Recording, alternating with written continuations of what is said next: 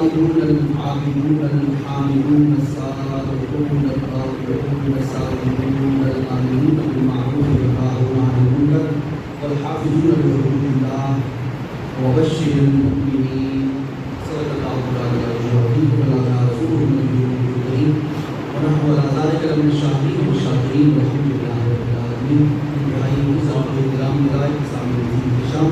گزشتہ جمعۃ المبارک کی تشریف اور مجلس میں جن کو آیات مقدسہ کا خود کے مقداروں کے نشر حاصل کیا تھا انہیں آیات مقدسہ کو آج پھر سے دہرائے دیتا ہوں اور انہیں کے حوالے سے آج کی ہماری پھر گفتگو ہوگی اور وہ آیات سورہ توبہ کی آیت نمبر 111 اور 112.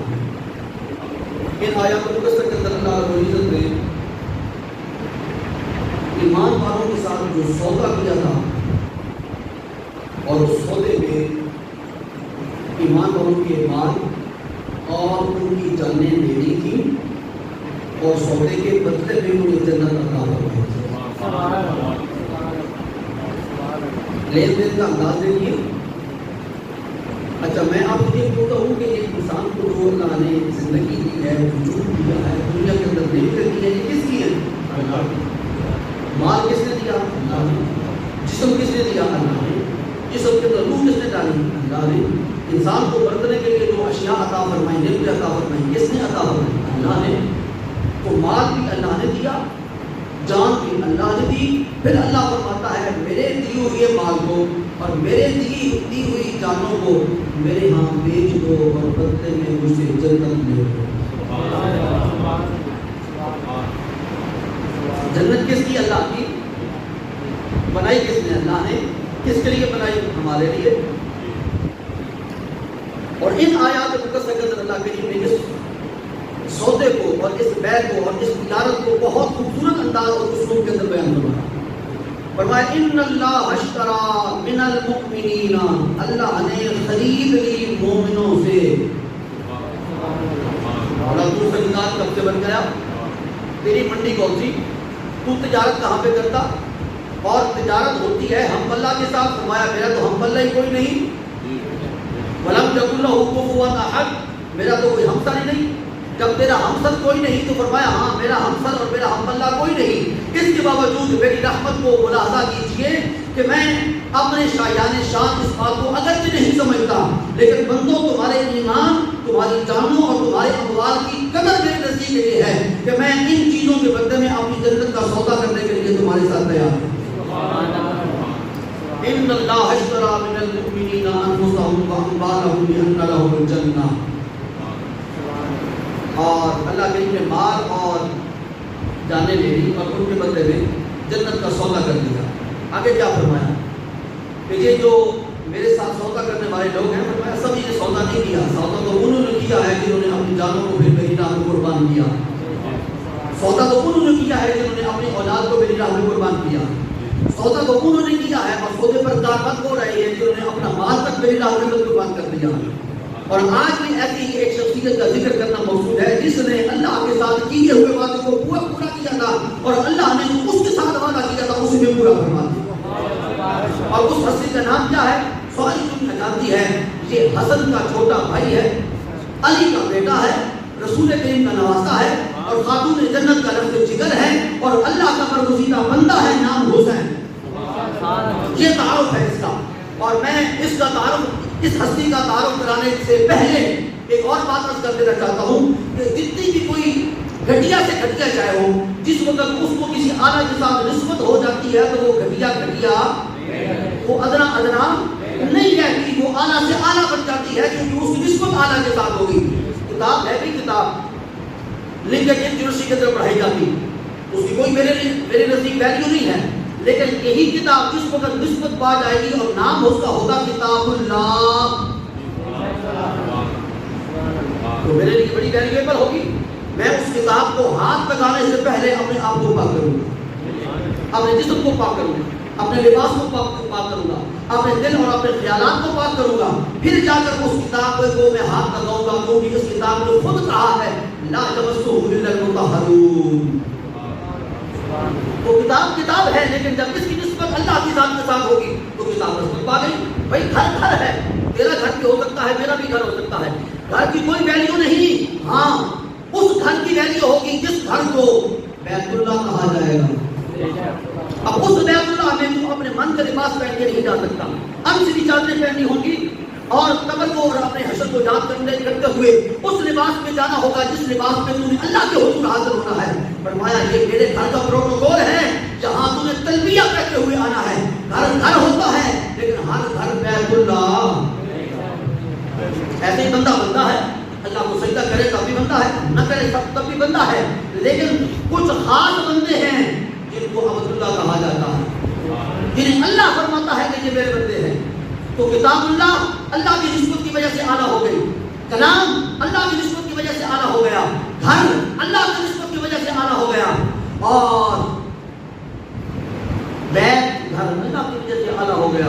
اب آئیے ایک ایسی ہستی کا ذکر کرنے لگا ہوں جس کو ایک نسبت نہیں انگنت نسبتیں نصیب ہیں، بے شمار نسبتیں نصیب ہیں۔ سب سے پہلے انسان کا حسب اور نسب دیکھا جاتا ہے کہ کس حسب اور نسب کا ہے، اس کا خاندان کیسا ہے، اس کا قبیلہ کیسا ہے، اس کے آبا کیسے ہیں، اس کے اجداد کیسے ہیں، اس کے اصول کیسے ہیں، اس کے عروج کیسے ہیں، اس کے اوپر والے کیسے ہیں، اس کے نیچے والے کیسے ہیں، سب سے پہلے یہ دیکھا جاتا ہے۔ آج اس تناظر کے اندر امام حسین کو دیکھتے ہیں۔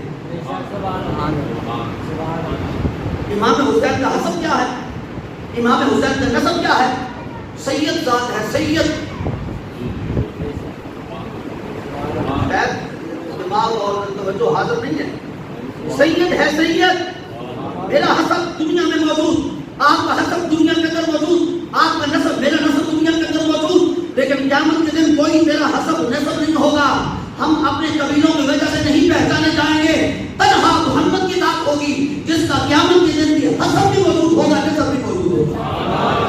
اسی حسب اور نسب کے ساتھ اہل بیت اطہار کا بھی تعلق ہے، اور اہل بیت اطہار کے ایک فرد ہونے کی وجہ سے امام حسین کا بھی اسی حسب اور نسب کے ساتھ تعلق ہے۔ رسول اللہ صلی اللہ علیہ وسلم نے ارشاد فرمایا، میں کربلا کو بیان کرنے لگا ہوں، میں بیان کر ہی نہیں سکتا، میرے پاس کوئی ایسے دلائل موجود نہیں ہیں جن کی بنیاد پہ میں کربلا کے واقعات کو بیان کروں، کیونکہ جھوٹ پر مبنی ہے اور منبر مجھے اجازت نہیں دیتا کہ اس پر بیٹھ کر میں جھوٹ بیان کروں۔ میں آپ سے پوچھتا ہوں کربلا کے واقعات ہم تک کس نے پہنچائے؟ اہل بیت اطہار نے پہنچائے؟ وہ تو خواتین تھی، انہوں نے تو کلام نہیں کیا۔ اہل بیت اطہار میں سے باقی کون بچا؟ حضرت زین العابدین جنہیں حضرت سجاد کہا جاتا ہے۔ آپ تو بیمار ہیں، آپ تو خیمے کے اندر موجود ہیں اور ان سے کوئی روایت ہم تک نہیں پہنچی۔ چوتھا بندہ مجھے بتا دے کربلا کے واقعات بیان کرنے والا کون ہے؟ یزیدی فوج تھی، تو یزیدی فوج کی بیان کردہ روایات پہ اعتبار کیا جا سکتا ہے؟ نہیں کیا جا سکتا۔ تو پھر میں کاہے کو بیان کروں کہ یوں گھوڑے دوڑے تھے، یوں چادریں نوچ لی گئی تھی، یوں خیموں کو آگ لگا دی گئی تھی؟ بھائی کس کے گھرانے کی بات کرتے ہو؟ وہ بے بس تھے؟ کبھی ہم نے واقعات کربلا کو سنتے ہوئے جو بڑے ممبروں پہ آج کل بیان ہو رہے ہیں، کبھی اس بات کو سوچا کہ یہ سورس کیا ہے، کس طریقے سے یہ سارے معلومات ہمارے پاس آ رہے ہیں؟ یہ سورس اتھینٹک ہے، اس پہ اعتبار کیا جا سکتا ہے، اس کی بات پائے ثبوت کو پہنچتی ہے؟ ان میں سے کوئی بات بھی نہیں ہے۔ تو پھر آؤ نا حسین کو ذاکرین کے بیان کردہ واقعات میں تلاش کرنے کی بجائے اس کتاب میں تلاش کریں لا ریب فیہ جس کی شان ہے، جس کے اندر شک کوئی نہیں، جس کے اندر شبہ کوئی نہیں۔ یہ اللہ کریم نے امام حسین اور دیگر اہل کربلا کی شان کو بیان کیا ہے کہ میں نے اہل کربلا کے ساتھ وعدہ کر دیا تھا کہ اے اہل کربلا تم میدان کربلا کے اندر آ کر اپنے مال اور اپنی جانیں میرے ہاں بیچ دو، اس کے بدلے میں تمہیں جنت عطا کروں گا۔ انہوں نے پاک نے وعدہ فرمایا۔ یہ سورہ البقرہ میرے سامنے، سورہ التوبہ میرے سامنے کھلی ہوئی ہے، تو میں یہاں سے حسین بیان کروں یا سیاہ لباس پہن کے بے وضو حسین کے مقام کو بیان کروں؟ میرا تو بھیا اپنا مزاج ہے، اگر کوئی اس لیے آج یہاں پہ جمعہ پڑھنے کے لیے ساتھ تشریف لے کے آئے ہیں کہ واقعات کربلا سنیں گے تو میں معذرت چاہتا ہوں، میرے پاس واقعات کربلا کے لیے اتھینٹک کوئی سورس مجھے دستیاب نہیں ہوا، اس لیے میں واقعات کربلا نہیں بیان کروں گا، عظمت حسین بیان کروں گا۔ میں آپ کے سامنے یہ بیان کروں گا کہ حسین مظلوم نہیں تھا، حسین شاہ تھا، میں یہ نہیں کہوں گا کہ حسین گداگری کرتا رہا، میں تمہارے سامنے یہ بیان کروں گا کہ حسین بادشاہ تھا۔ میں یہ نہیں کہوں گا کہ سیدہ کا باغ کربلا کے میدان کے اندر اجڑا، میں تو یہ کہوں گا کہ شہادت کا جام نوش کر کے سیدہ کے باغ پہ آج ہی بہار آئی۔ اب آپ مجھ سے کیا سننا چاہتے ہیں؟ خزاں کی بات سننا چاہتے ہیں یا بہار کی بات سننا چاہتے ہیں؟ اگر خزاں سننی ہے تو میں معذرت چاہتا ہوں، اگر بہار سننی ہے تو سن لو، یہ محمد کا باغ ہے، اس میں کبھی خزاں آ ہی نہیں سکتی۔ باغ ہو محمد پاک کا، باغ ہو رحمت کائنات کا، اس کا مالک اللہ ہو اور اس نے یہ محمد پاک کی کسٹڈی میں دے رکھا ہو، اور اس باغ کا رکھوالا باب مدینہ العلم ہو، اور اس کے چوکیدار اور اس کے پہرےدار ابو بکر صدیق، عمر فاروق اور عثمان غنی کیسے ہوں، تو پھر باغ پہ بہار آتی ہے یا خزاں آتی ہے؟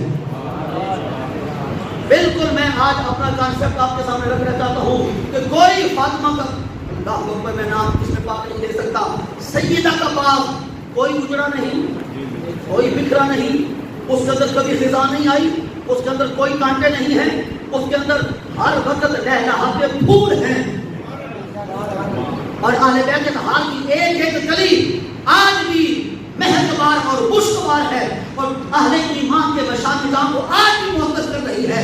اگر میدان کربلا کے اندر اہل بیت اطہار نے اپنے خون نام سے کلمہ طیبہ کی گواہی نہ لکھی ہوتی، اللہ کی قسم کھا کر کہتا ہوں، نہ تیری زبان پر آج کلمہ ہوتا نہ میری زبان میں کلمہ ہوتا۔ نعرہ تکبیر، نعرہ رسالت، نعرہ حیدری، قربان خود کو کر کے کعبہ بچا لیا۔ آپ ساتھ دیجیے گا، میں حسین کو بیان کر رہا تھا، خود کو قربان کیا۔ یہ بدبخت جس کا نام لینا بھی میں پسند نہیں کرتا، اور جس کا دنیا کے اندر دوسرے نام کا کوئی بندہ موجود نہیں ہے، اس نے یہ سوچا تھا کہ حسین کو راستے سے ہٹا کر میں اپنی فتح کا جھنڈا بلند کروں گا۔ بھائی فتح کی یوں عطا نہیں ہوتی، یوں سربلندیاں نہیں ملتی، یوں عظمتیں نصیب نہیں ہوتی۔ عظمتیں حاصل کرنے کے لیے اللہ کریم نے کچھ اور کرائٹیریا ریاض مقرر فرمائے ہیں، اس راستے پہ چلے گا، اس طریقے کو اپنائے گا، اس منہج کو اپنائے گا، وہ کردار اپنائے گا جو آمنہ کے لال نے کردار اپنایا ہے، تو پھر تیرا نام بھی باقی ہوگا، تیرا کردار بھی باقی ہوگا، تیرا مشن بھی باقی ہوگا۔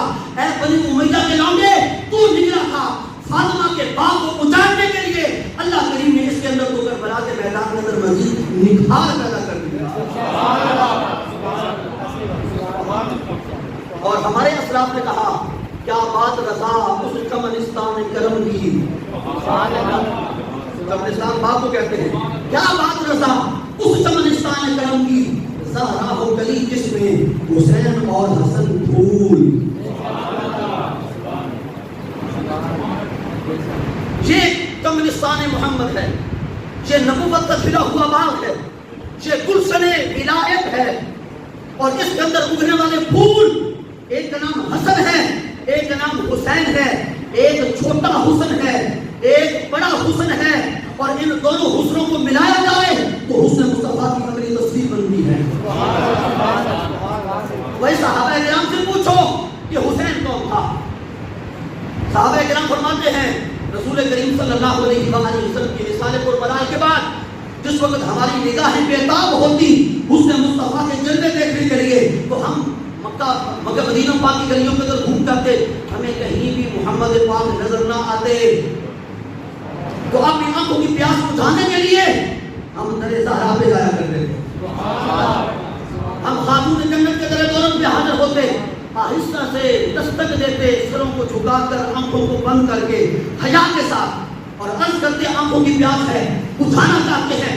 خاتون پاک مہربانی فرماتی، کرم فرماتی، حسنین کریمین کو باہر بھیج دیتی، اور روایات اندر آتا ہے سر سے لے کے سینے تک حضرت امام حسن رسول کریم کے مشابہ تھے، سینے بے کینہ سے لے کے پائے ناز تک امام حسین رسول کریم کے مشابہ تھے۔ جب ان دونوں شہزادوں کو جوڑا جاتا تھا تو محمد پاک کی تصویر سامنے آ جایا کرتی۔ اس کا نام ہے حسین، اس کا نام ہے حسن۔ ہاں آج بعض ممبروں پہ اور بعض جگہوں پہ بے وضو لوگ بیٹھے ہوئے ہیں اور کہہ رہے ہیں ہائے حسین، ہائے حسین۔ ماتم شروع ہے، رام کو پیٹا جا رہا ہے، اور نسلیں بہائے جا رہے ہیں، اور مگر مچھ کے آنکھوں سے لوگوں کے پیسوں کو اور ان کی جیبوں کو کٹورا کھنگالا جا رہا ہے۔ اللہ کی قسم کھا کر کہتا ہوں، ہم ہائے حسین کہنے والے نہیں ہیں، واہ حسین کہنے والے ہیں۔ ہائے تو اس کو کہا جاتا ہے جو مر کر مٹی کے اندر مٹی ہو گیا ہو، جس کی نسل ختم ہو گئی ہو، جو تباہ و برباد ہو گیا ہو، جس کا مشن ادھورا رہ گیا ہو، جس کا کردار مٹ چکا ہو، جس کا کردار آج بھی چوٹی کی چاند کی طرح چمک رہا ہو، وہ ہائے حسین نہیں ہے، وہ واہ حسین ہے۔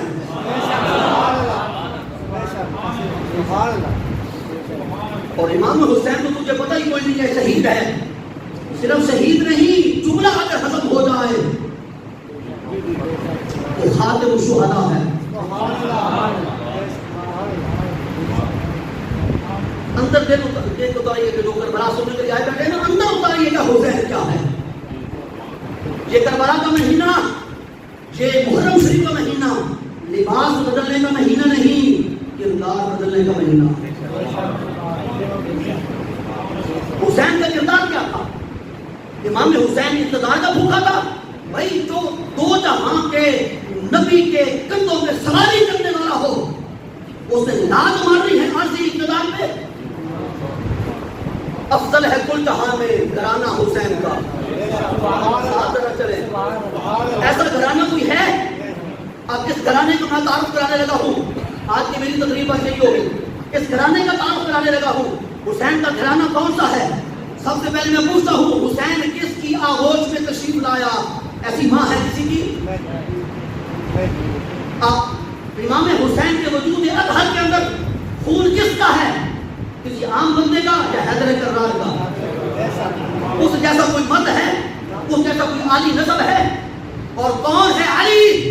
علی وہ ہے جسے محمد پاک نے فرمایا تھا، یا علی انت اخی فی الدنیا والآخرہ، اے علی تو دنیا میں بھی میرا بھائی ہے، آخرت میں بھی میرا بھائی ہے۔ حشر کے میدان میں سارے برادرہڈ اور ساری اخوتیں ختم ہو جائیں گی، سب عام انسان ہوں گے۔ ہاں، دو ہستیاں محشر کے میدان میں اس طرح جلوہ گر ہوں گی، ایک ہاتھ دوسرے کے ہاتھ میں ہوگا، ایک خاتم الانبیاء ہوگا اور ایک خاتم الاولیاء ہوگا۔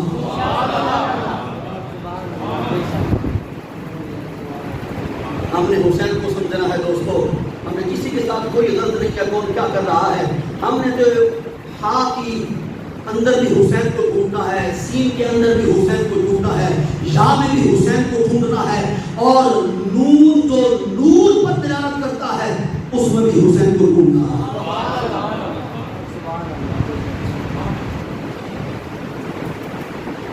حسین کی ہاں حمد الہی کی عبارت ہے۔ آپ سمجھ نہیں آئی تو پھر میں کیا کروں؟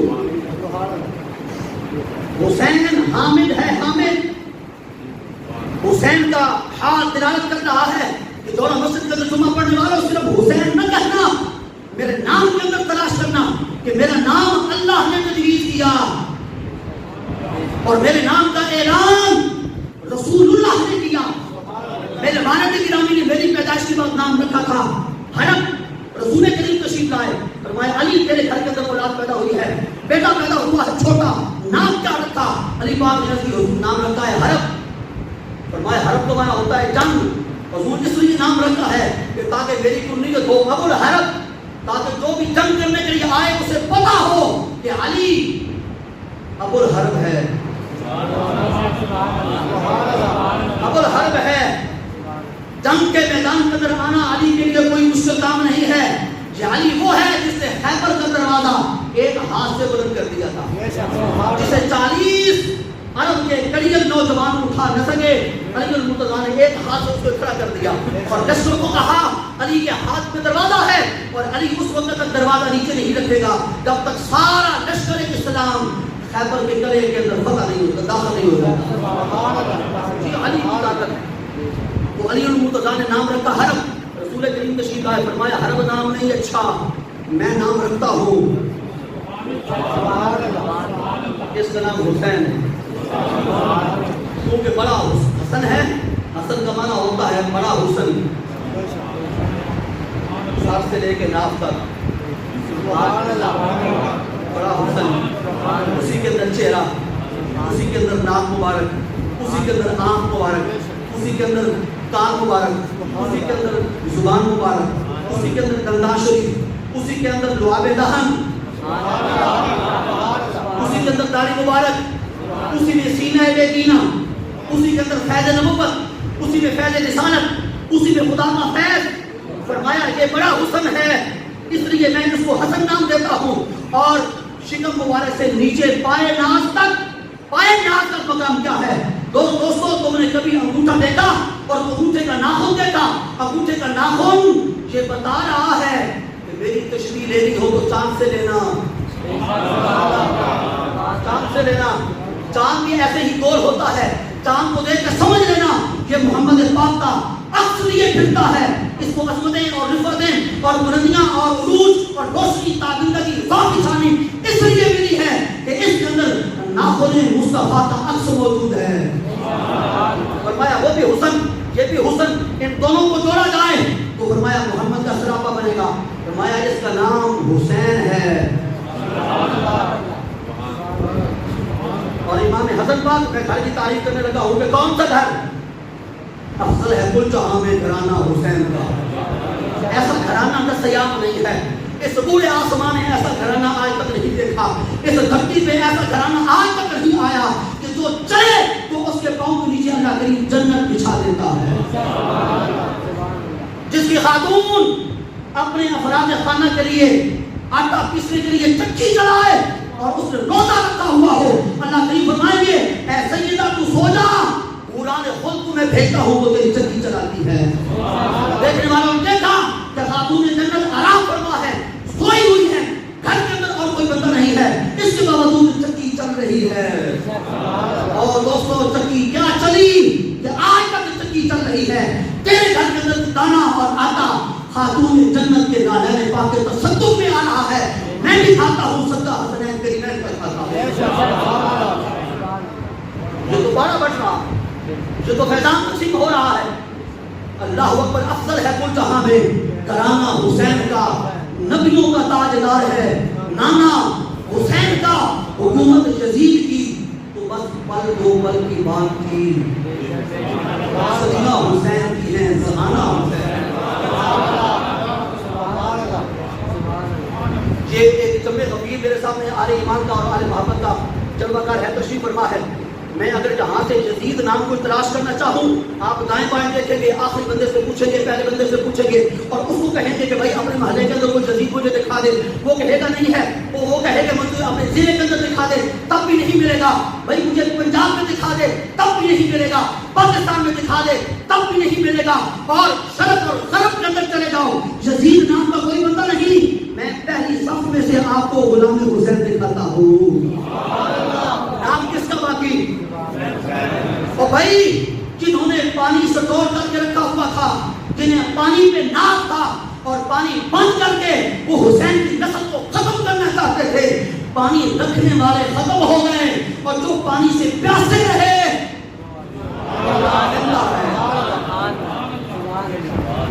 اور جس نے کہا تھا کہ میں انہیں گاجر مولی کی طرح کاٹ کے رکھ دوں گا, اللہ نے اس کی نسل کو تباہ کر دیا. اس کی نسل کا کوئی فرد باقی نہیں. اور آل بیت اطہار کے آج بھی افراد ہر شہر, ہر بستی, ہر قریہ, ہر محلے, ہر گلی کے اندر موجود ہیں اور ہم سلام نیاز پیش کرتے ہیں اس گھرانے کو. آؤ سلام کریں اس گھرانے کو حسین پال کے دیا جس نے زمانے کو.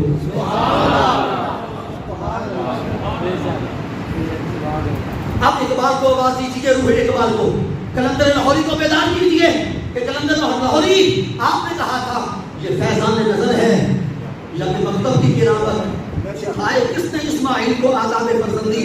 اس شعر کو صرف آداب فرزندی جو ابراہیم علیہ السلام نے حضرت اسماعیل کو سکھائے تھے اس تک محدود نہ رکھنا. وہ فیضان تھا خلیل اللہ کا, اور کربلا کے میدان کے اندر فیضان ہے حبیب اللہ کا. وہاں بھی سکھلایا نہیں گیا تھا, جہاں بھی بتلایا نہیں گیا, بس یہ خون کے اندر قربانی کا جذبہ موجود ہے, ایثار کا جذبہ موجود ہے, دینے کا جذبہ موجود ہے اور اللہ کو پانے کا جذبہ موجود ہے. اللہ اکبر, یہ ہے میرا حسین. ایسا کسی کے پاس حسین ہے تو لاؤ. ایسا حسین دنیا پیش کرنے سے عاجز اور قاصر ہے. اس لیے میں نے شروع میں کہا تھا صرف امام حسین کو مصطفیٰ کے کنوں پہ ہی سوار نہ دیکھو. جملہ سنیے گا میں کیا عرض کرنے لگا ہوں. حسین کو اس مقام پر بھی دیکھو تو حسین کی عظمت کے گن گاؤ, اور حسین کو کربلا کے میدان کے اندر جسم سے الگ ہو کر نو کے نیزہ پر بھی دیکھو تو دیکھو کہ وہ قرآن پڑھ رہا ہے. قرآن پڑھ رہا ہے. ایسا ہوا کہ نہ ہوا کہ بے قصہ کہانی ہے یا حقائق ہے؟ اللہ کی وجہ کیا ہے؟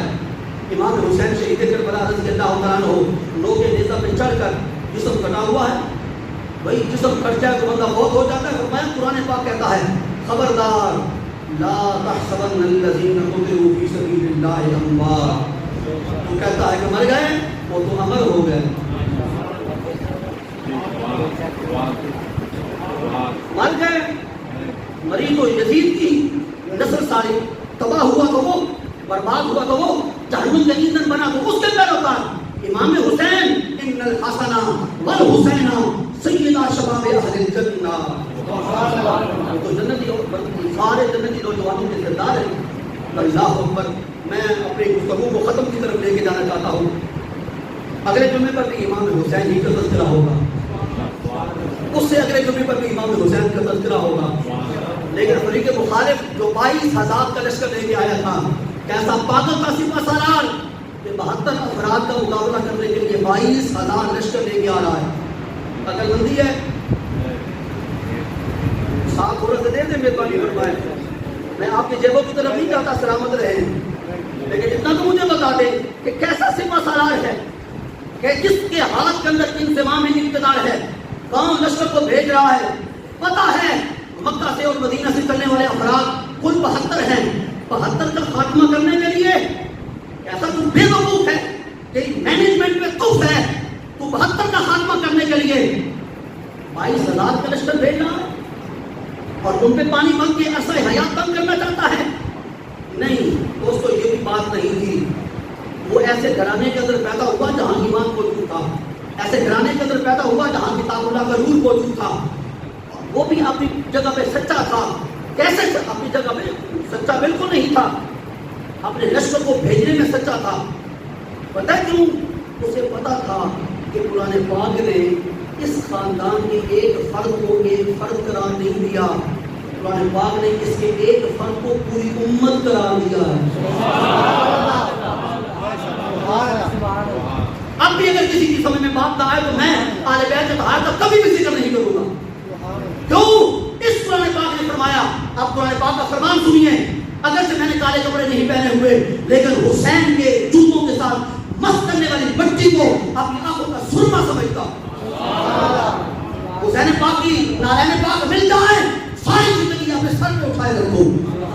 اور نماز میں بھی امام حسین کے نالین پاک کو سر پہ رکھ کے اللہ کے حضور سجدہ کروں اور کہوں مولا میں وہ سجدہ تو نہیں کر سکتا, لیکن یہ نالین اس کے ہیں جس جیسا سجدہ دنیا کے اندر تجھے کسی نے نہیں کیا.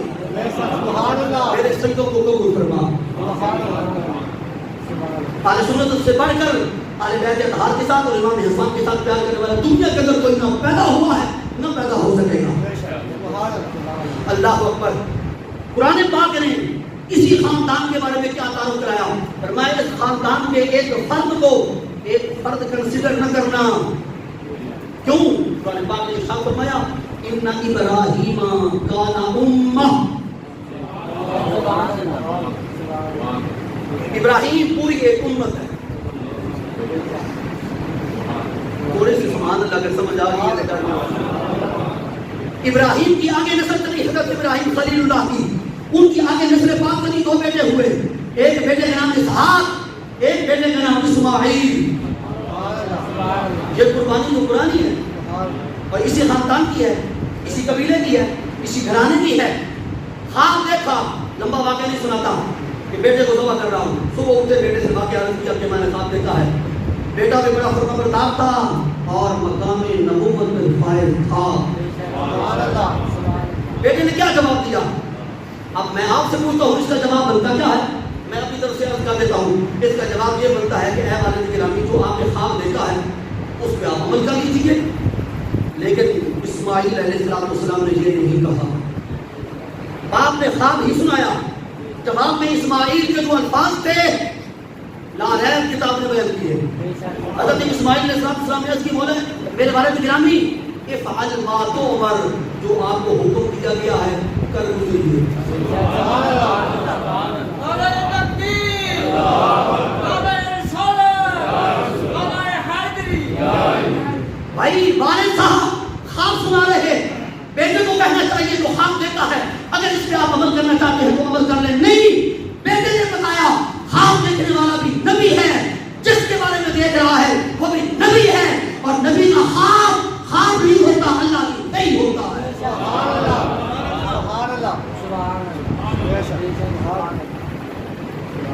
کاش کہ مجھے شیعوں کا مجمع ملتا. داد تو وہ دیتے ہیں نا اور کچھ نہیں دیتے، اور آپ مانگے سے کچھ دے دیتے ہیں لیکن داد نہیں دیتے. چل کوئی بات نہیں، ادھر سے لے لیں، لے لیں. ہم کو آپ کے لیے تھوڑا ہی بیان کر رہے ہیں. آپ کے لیے بیان کرنا ہوتا تو 10 منٹ میرے ختم ہو گئے، اوپر ہو گئے. آپ کے لیے تو ہم بیان نہیں کر رہے. ہم تو راضی کرنا چاہتے ہیں امام حسین کی روح کو، ہم راضی کرنا چاہتے ہیں علی اکبر کو، علی اصغر کو، حضرت قاسم کو، حضرت سکینہ کو، حضرت زینب کو، خاتون جنت کو، علی المرتضیٰ کو، اللہ کے رسول کو اور خدا کو. ہم تو آپ کو سنا رہے ہیں اور دامن طلب ہم نے کسی اور کی بارگاہ کے اندر پسارا ہوا ہے. اے اللہ تم اپنی شایان شان ذکر حسین کرنے والوں کو بے شمار نعمتوں سے مالا مال فرما اور سننے والوں کو بھی بے شمار نعمتوں سے مالا مال فرما. اللہ اکبر. تو عرض کر رہا تھا کہ اس نے 22,000 کا لشکر بھیجا 72 افراد کو گرفتار کرنے کے لیے. مینجمنٹ اس کی ٹھیک تھی، اس کو پتا تھا کہ اس 22,000 کو ایک بندے کے ساتھ 72 افراد کے ساتھ واسطہ نہیں ہے، 72 امتوں کے ساتھ واسطہ ہے. 72 امتوں کے ساتھ واسطہ ہے. اور یہ میں نے قرآن پاک سے استدلال کیا اور قرآن پاک کی آیت کریمہ آپ کے سامنے رکھی ہے. مت کوئی کہے کہ میر انیس کے مرثیت سنا کے کوئی ذکر حسین کر گیا. نہیں، ہم میر انیس کے اشعار میں، مرثیوں میں، نوحوں میں حسین کو تلاش نہیں کرتے. ہمیں حسین کو تلاش کرنا ہے یا قرآن میں یا صاحب قرآن کے کلام میں. اللہ اکبر. پیدا ہوئے، رحمت کائنات نے اپنی زبان اقدس سے لعاب دہن کی صورت میں گھٹی دی. بس چلو بس ٹکڑا ختم، بات کو ختم کرنے لگا ہوں. مجھے یہ بتاؤ کہ جس بچے نے پہلی غذا رسول کریم کے آب پاک کی لی ہو وہ کبھی پیاسا ہو سکتا ہے؟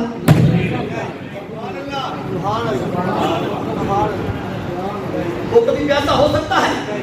اور اگلا جملہ اگر تیرے دل میں اتر جائے، میں تو کبھی اس بات کو ماننے کے لیے تیار نہیں ہوں کہ ہو نبی کا نواسا پھر ہو کر بلا کے میدان میں پیاسا.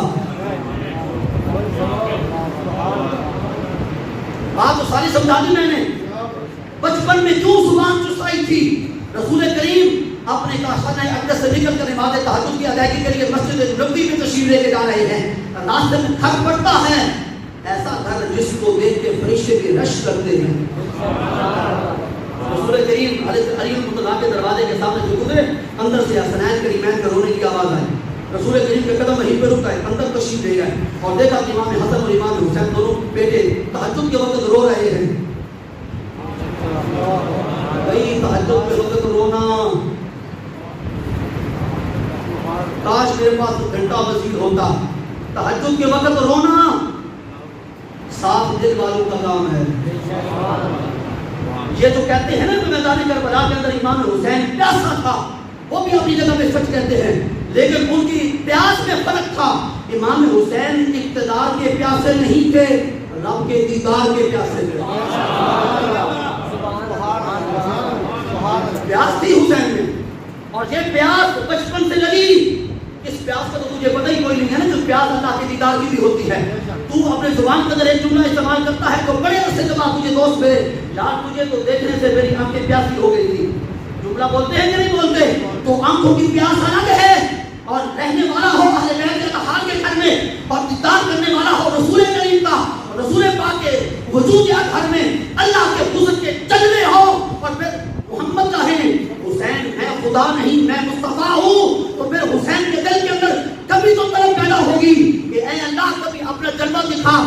تیرا جلوہ اتنا خوبصورت اور حسین ہے، تو اتنا حسین ہوگا۔ تو حسین کے دل میں اللہ کے دیدار کے پیاس موجود تھی، یہی پیاس تھی جو امام حسین اور امام حسن کو اپنے گھر کے اندر تہجد کے وقت میں بے قرار کی ہوئی تھی۔ رسول کریم تشریف لائے، فرمایا گھر کے اندر پانی نہیں ہے؟ سن میری بات، فرمایا پانی نہیں ہے، حضور پانی تو ہے، فرمایا پھر پلاؤ، کہا حضور آپ ہی پلا دیں۔ بھائی علی بات آپ کیوں نہیں پلاتے، والدہ ماجدہ آپ کیوں نہیں پلاتی؟ فرمایا ہمیں پتا ہے حسن اور حسین کو اس پانی کی حاجت نہیں، اس پانی کی حاجت نہیں۔ حسن اور حسین کسی اور پانی کی تلاش میں ہیں، جو پانی حسن اور حسین کے حلق کے نیچے اترے اور سارے پردے ہٹ جائیں اور حسن مطلق بے نقاب ہو کر سامنے آ جائے، اور وہ پانی آب مصطفیٰ ہے، وہ پانی دہن محمد عربی سے نکلنے والا آب زلال ہے، وہ پانی ہے جو ابو بکر صدیق کی ایڑی پہ لگتا ہے تو زہر کا اثر ختم ہو جاتا ہے، علی المرتضیٰ کی آنکھ میں لگتا ہے تو اشوب چشم کا مرض ختم ہو جاتا ہے، اور حضرت انس کے خالی کنویں میں جاتا ہے تو کنواں میٹھا ہو جاتا ہے۔ اللہ اکبر۔ بھائی ادھر نہ تھوکیے گا، کیوں؟ مریض ہیں بھائی، تھوکنے سے کیا ہوگا؟ منہ کے اندر موجود پانی کے اندر لعاب ہے اور اس لعاب میں جراثیم ہیں، اللہ اکبر کیسے جراثیم ہیں، پھینکتے جائیں تو بیماری پیدا ہوتی ہے۔ لعاب مصطفیٰ جب تجھے پھینکا جاتا ہے تو بیمار شفا یاب ہوتے ہیں۔ اب میں اسے تھوک کیسے کہوں؟ میں اسے آب شفا کہتا ہوں۔ محمد پاک کے پاک دہن سے نکلے ہوئے پاک پانی کو میں آب زمزم سے فوقیت دیتا ہوں، کوثر سے فوقیت دیتا ہوں، سلسبیل سے فوقیت دیتا ہوں، جنت کی شہد سے فوقیت دیتا ہوں، جنت میں موجود دودھ اور پانی سے فوقیت دیتا ہوں، شراب طہور سے فوقیت دیتا ہوں، کیونکہ شراب طہور پاک ہے، محمد کا لعاب پاک بھی ہے، پاک کرنے والا بھی ہے۔